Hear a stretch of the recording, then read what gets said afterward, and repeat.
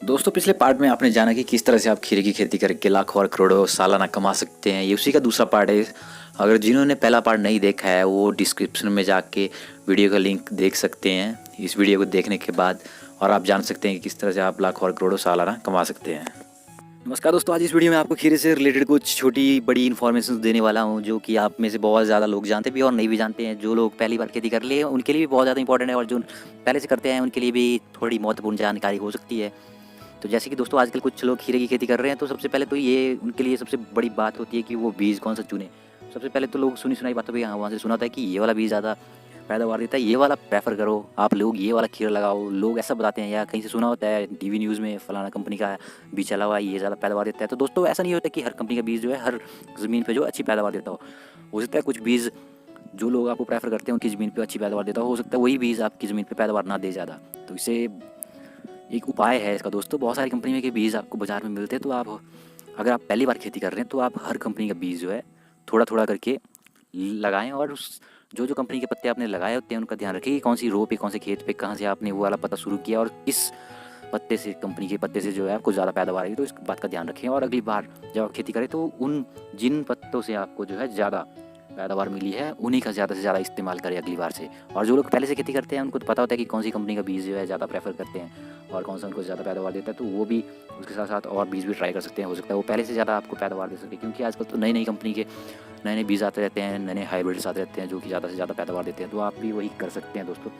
और इसके बाद बात आती है दोस्तों कि जब आप खीरा खेत में लगाते हैं तो उसे 1-2 दिन पहले जब आप बीज बोते हैं उसे पहले ही बांस के डंडे लगा लें। इससे ऐसा होता है कि आप जब पौधा लग जाता है तो वो उसके गड्ढे होते हैं, तो उससे आपके कुछ एक जो पौधे होते हैं खीरे के वो मर जाते हैं। तो इससे अवॉइड करने के लिए जो है पहले ही बांस के डंडे आप खेत में लगा लें। और जो गर्मियों के सीज़न में खीरा लगाते हैं सिर्फ गर्मियों के सीज़न में लगाएंगे, उनकी जो रोड टू रोड डिस्टेंस रहता है वो ज़्यादा से ज़्यादा आप जो है 3 फुट लगाएं, क्योंकि गर्मियों में खीरा जो इतना ज़्यादा फैलता नहीं है। और जो डिस्टेंस रहता है एक पौधे से दूसरे पौधे का वो भी आप ज़्यादा से ज़्यादा 6-7 इंच की दूरी बनाए रखें, और ज़्यादा ना बनाएं, क्योंकि गर्मियों में इतना ज़्यादा फैलता नहीं है खीरा, तो आपका खेत खाली रह सकता है और खीरा जो है कम फैलावट में भी ज़्यादा पैदावार दे देता है। और उसके बाद बात करते हैं जो बरसात के सीज़न में लगाते हैं, वो बरसात में बहुत ज़्यादा खीरा फैलता है, तो आप जो है रो टू रो डिस्टेंस है उसको ज़्यादा से ज़्यादा 4 फुट बढ़ा दें। और जो पौधा आप लगाते हो उसको भी लगभग 10 इंच की दूरी पे बनाए रखें, क्योंकि बरसात में जो है पानी बहुत ज़्यादा ज़मीन में मिलता है और खीरे का पौधा बहुत ज़्यादा फैलता है, और जो है बेलें बहुत लंबी चली जाती है। और जो लोग गर्मियों और बरसात के सीज़न में कंटिन्यू 3 से 4 सीज़न करना चाहते हैं, मतलब जो कि एक बार बांस का डंडा गाड़ देते हैं, जैसे फरवरी या जनवरी में लगा लिया तो आप उसको अक्टूबर नवंबर तक की निकालते हैं, फिर वो कंटिन्यू 3-4 सीज़न ले लेते हैं, एक खीरे के बाद दूसरा उसके नीचे लगा लेते हैं, जब तक पहला वाला खत्म होता नहीं है तब तक दूसरा नीचे लगा लेते हैं उसके साथ में ही रोज़ पे। एक साइड को पहले लगाएंगे दूसरी साइड को दूसरी बार लगा लेंगे, फिर तीसरी बार वैसे करेंगे। तो उनके लिए ज़्यादा से ज़्यादा 3.5 फुट का जो रोड टू रोड डिस्टेंस है वो बना लें। बाकी पौधे का तो वो समय के अनुसार ही होगा, जैसे गर्मियों में तो 6-7 इंच, बरसात आएगी तो 8-10-12 इंच, उसी तरह से होता रहेगा। और जो बांस एक रो पे जो बांस का डिस्टेंस होता है वो आप ज़्यादा से ज़्यादा मतलब मिनिमम 4 फुट रखें, और ज़्यादा से ज़्यादा 4.5 फुट।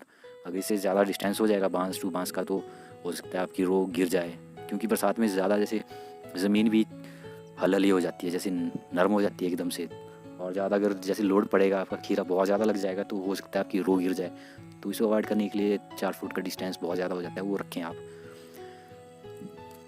और दोस्तों जब आप खीरा खेत में लगा रहे होते हैं तो ऐसा ना करें कि एक ही बार में एक ही दिन में या 2 दिनों में आप पूरे के पूरे जितने भी आपका खेत है 1 बीघा 2 बीघा 3 बीघा 4 बीघा 10 बीघा जितना भी है उसको 1-2-3 दिनों में ना लगा दें, थोड़ा स्टेप में रखें। अगर आपका 5 बीघा है तो अगर आप 5 बीघा पूरा का पूरा खीरा लगाना चाहते हैं तो एक दिन आप 1 बीघा लगाइए, उसके लगभग 6-7 दिनों बाद आप अगला 1 बीघा और लगाइए, उसके 6-7 दिनों बाद आप तीसरा मतलब 3 बीघा लगाइए, उसके 5-6 दिनों बाद आप अगला 1 बीघा और लगाइए। मतलब इस तरह से आपका 20 से 25 दिनों का गैप जो है लगभग बनाए रखें पूरी खेती में। इससे कि ऐसा होता है खीरे की खेती जो है मतलब ज़्यादा लंबी नहीं चलती है। जब आपका फल देना शुरू होता है 1-1.5 महीने के बाद, जब भी आपका फल शुरू होता है तो वो हालांकि ज़्यादा से ज़्यादा 1 या 1.5 महीना इससे ऊपर नहीं चलता है, तो उसके बीच में हो सकता है अगर रेट कम है, मार्केट प्राइस अगर डाउन है तो आपका एकदम से पूरा का पूरा खीरा जो है बाज़ार में आ जाएगा और आपको उससे लॉस हो जाएगा। आपको तो निकालना ही पड़ेगा, वो देना ही पड़ेगा। अगर रेट कम भी है तभी आपको निकालना ही पड़ेगा, अगर नहीं निकालोगे तो आपको वो ख़राब हो जाएगा, वो मार्केट में नहीं बिकेगा, फिर उसका कोई इलाज नहीं है। तो इससे बेटर है कि आप पहले से ही जो है वो टाइम जो है मेंटेन करके रखें, थोड़ा टाइम पीरियड के बाद लगाएं और आपको अच्छा मुनाफा होगा।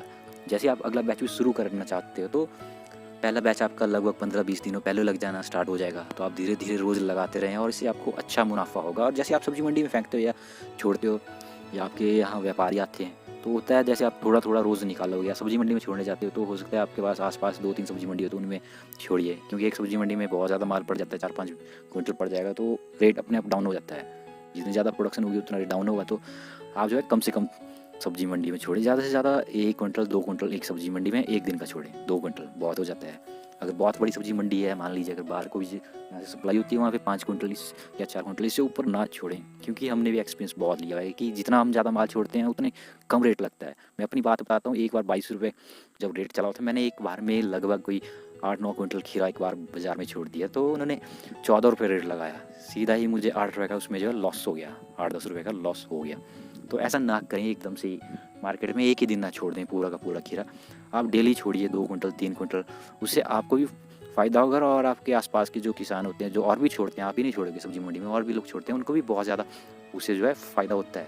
क्योंकि इससे जो है एक इक्विलिब्रियम जो सामान्यता होती है वो बराबर बना रहता है, ना ज़्यादा प्रोडक्शन आती है ना वहाँ पे बचेगा।